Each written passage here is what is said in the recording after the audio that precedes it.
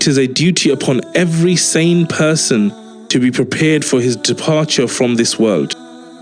For one does not know when he will be served by his Lord's commands to the angels to take away his soul, nor does he know how long it is going to be before he will be summoned for the Day of Judgment. I have seen so many people enchanted by their youth.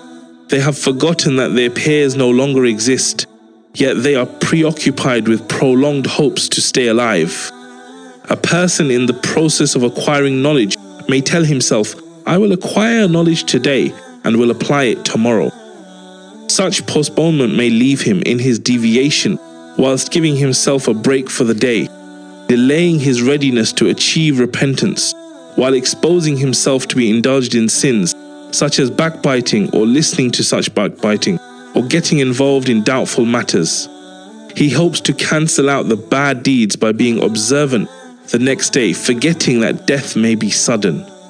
The wise one is he who values each and every moment of his life, observing one's due duties. Then, if death were to come suddenly, one would be ready to face the Judge, Allah. However, if one is granted his wish in his life being prolonged, that would mean the increasing of one's scale of good deeds.